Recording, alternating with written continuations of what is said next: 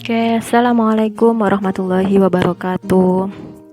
Oke, eh, sekarang untuk materi matematika wajib, kita mulai dari konsep nilai mutlak. Jadi yang pertama, nilai mutlak itu dia ditandai dengan tanda garis 2. Ya, tanda garis 2 ini namanya mutlak. Contohnya misalkan mutlak X, mutlak 100, mutlak A, dan sebagainya. Nah, untuk konsep mutlak sendiri itu sebenarnya aslinya kayak gimana sih, Us? Gitu ya. Nah, untuk mutlak itu sendiri sebenarnya bisa kita definisikan sebagai jarak. Contohnya gimana, Us? Maksudnya gini, mutlak 5 berarti dari jarak dari 0 sampai ke 5. Kita buat garis bilangannya ya. Dari 0 ke 5. Nah, dari 0 ke 5 ini dia berjarak berapa sih? Dari 0 ke 5 berjarak 5. Maka mutlaknya 5 itu adalah 5. Sekarang sama, mutlak min 3 berarti jaraknya dari 0 ke min 3. Dari 0 ke min 3 berjarak berapa? Apakah berjarak min 3? Tidak kan? Berjaraknya adalah sejauh 3. Maka mutlaknya min 3 itu adalah 3. Sama halnya dengan mutlak min 6. Berarti jarak dari 0 sampai min 6. Dari 0 sampai min 6 berarti berjarak 6. Maka mutlaknya min 6 itu adalah 6. Nah, dari sini saja langsung bisa kita ambil kesimpulan. Loh, hasilnya semuanya positif ya, Us. Nah, kita tahu sekarang mutlak itu adalah alat untuk menjadikan nilainya adalah positif. Jadi kesimpulan yang pertama, hasil dari nilai mutlak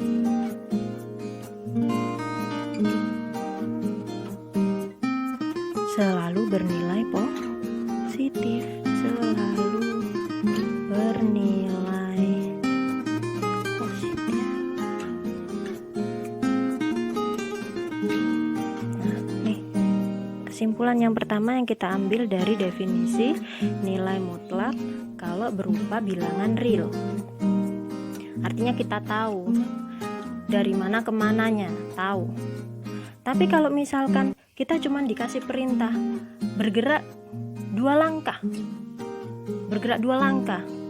batasnya dari 0, berarti kan di sini misalkan kita disuruh, kita batasnya dari 0, tapi kita langsung disuruh bergerak 2 langkah.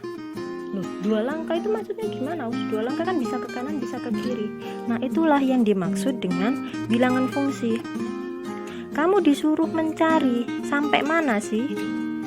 Tapi kamu cuma diketahui disuruh melangkah sejauh 2. Maka dari definisi tadi bisa kita simpulkan bahwa dari 0 bisa kita bergerak ke kanan sejauh 2, bisa juga bergerak ke kiri sejauh 2.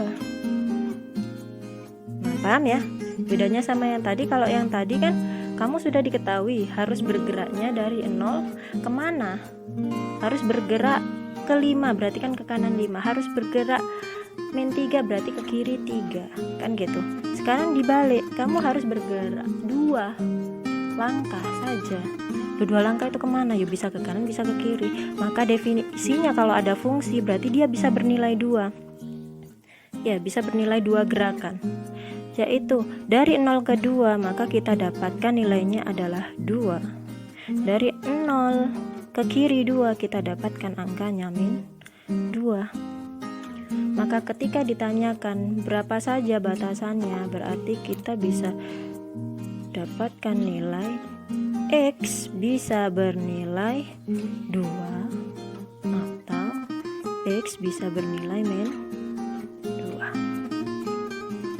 Paham ya? Jadi nilai X tadi bisa bernilai plus atau minus. Kamu lihat loh di sini sekarang. Yang ada di dalam X itu bisa bernilai positif, contohnya positif 5, bisa juga bernilai negatif. Sama. Contohnya gimana? Kita masukkan X-nya 2, mutlaknya 2 berapa? Ya 2. Kalau kamu masukkan min 2, berarti mutlaknya min 2 berapa? Ya 2. Maka dari sini kita ambil kesimpulan yang kedua.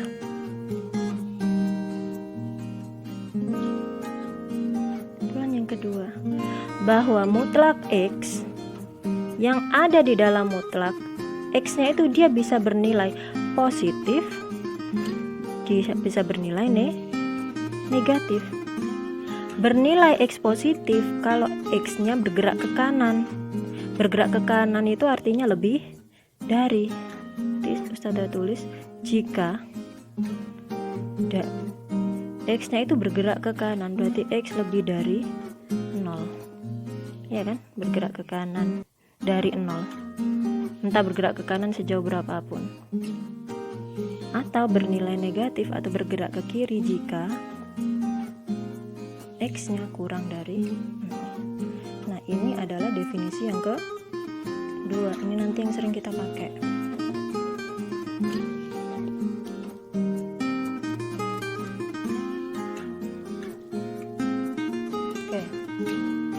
Kalau tadi adalah definisi untuk mutlak X saja, Ustazah. Artinya yang ada di dalam mutlak itu bisa bernilai positif, bisa bernilai negatif. Lah kalau misalkan ada mutlak X plus 3 sama dengan 3, maka yang diminta misalkan tentukan nilai X yang memenuhi.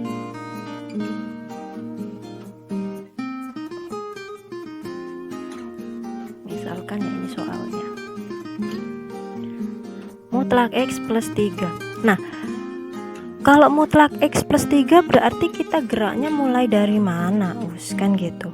Kalau tadi sudah tahu bergeraknya kita mulai dari angka 0, tapi kalau sudah masuk ke fungsi yang sudah ada X plus 3, maka artinya startnya kita sudah bukan dari 0 lagi, tapi berpindah. Nah, bagaimana mencarinya? Kita cari dulu definisi mutlaknya. Jadi, yang pertama langkahnya cari definisi mutlak. Yang ada di dalam mutlak angka apa berarti? Mutlak X plus 3. Bagaimana definisinya? Ya sama.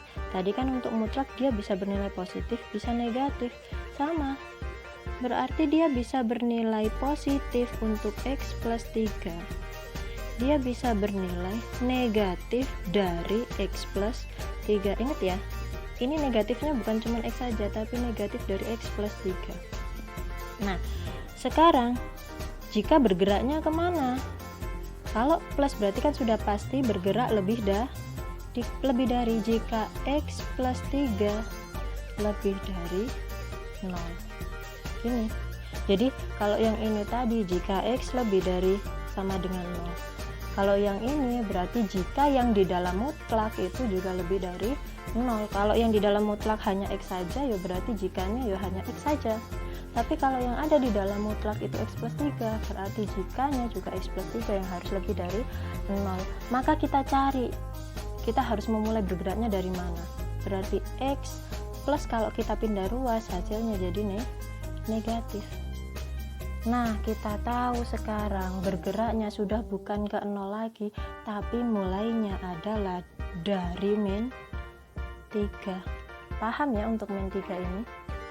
Jadi mulainya bergerak. Kalau yang ini tadi nggak ada embel-embel, maka sudah pasti mulai bergeraknya dari 0. Tapi kalau yang ini X plus 3, kita cari dulu penggantinya 0 itu berapa. Oh, kita pindah ruas. Oh, ternyata kita harus bergerak mulai dari min 3. Paham ya? Kalau sudah tahu di sini batasnya min 3, berarti X harus bergerak ke kanan min 3, berarti yang sini kan tinggal kebalikannya. Jika yang sini berarti ketemunya X, langsung kita balik kurang dari min 3. Intinya apa? Yang sini harus bergerak ke kanan dari min 3, untuk nilai negatif bergerak ke kiri dari min 3. Nah, sekarang kita kembali lagi ke soal. Jika tadi di soal, kembali lagi ya ke soal, ada dua cara pengerjaan. Yang pertama, misalkan kamu mau mencarinya dari garis bilangan, berarti kan sudah dipahami kan, mutlak X plus 3 sama dengan 3, berarti kita harus melangkah sejauh 3. Oke, kita harus melangkah sejauh 3. Melangkah sejauh 3 itu bagaimana? Sama, berarti dari min 3 bisa melangkah ke kanan sejauh 3, melangkah ke kiri sejauh 3. Kalau dari min 3 melangkah ke kanan 3, berarti di sini ketemu berapa? Min 3 plus 3 berarti 0. Yang ke sini min 3 bergerak ke kiri 3, berarti min 3 ke kiri kan berarti min 3 berarti di sini min 6, maka X-nya ketemu min 6 atau X sama dengan 0. Ini kalau kita mengerjakan berdasarkan garis bilangan ya. Saya bingung kalau garis bilangan, mau hitung-hitungan saja. Oke, boleh. Ini bisa cara satu ya. Sekarang kita mencari yang cara kedua. Sama dari definisinya. Ustazah tulis lagi ya. Nah, secara perhitungan sekarang. Cara kedua melalui perhitungan.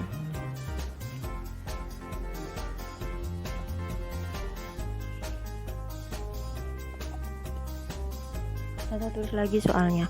Mutlak X plus 3 sama dengan 3. Tadi kan untuk definisi diketahui ya, mutlak itu bisa bernilai positif, bisa bernilai negatif. Maka pengerjaannya yang ada di dalam mutlak bernilai positif, berarti X plus 3 sama dengan 3, atau yang ada di dalam mutlak bernilai negatif dari X plus 3 kita sama dengan 3. Terus kok 3-nya tetap ya? Iya, kan 3-nya nggak dimutlakan. Jadi yang mutlak saja yang kita ganti definisinya. Berarti mutlak di sini bernilai positif, mutlak bernilai negatif. Sama dengan ya tetap sama dengan 3. Gitu ya. Maka tinggal kita cari biasa. X sama dengan 3 plus dipindah jadi min 3. Maka X sama dengan 0. Atau min dari X plus 3. Paling mudah kita kalikan keduanya dengan nilai negatif. Min kali min berarti kan plus, berarti yang sini jadi X plus 3 sama dengan min 3. Itu ya, berarti X sama dengan min 3 plus dipindah jadi min 3, maka X sama dengan min 6. Berarti X nya akhirnya ketemunya adalah, untuk himpunan penyelesaiannya, X sama dengan min 6 atau X sama dengan 0. Sama kan?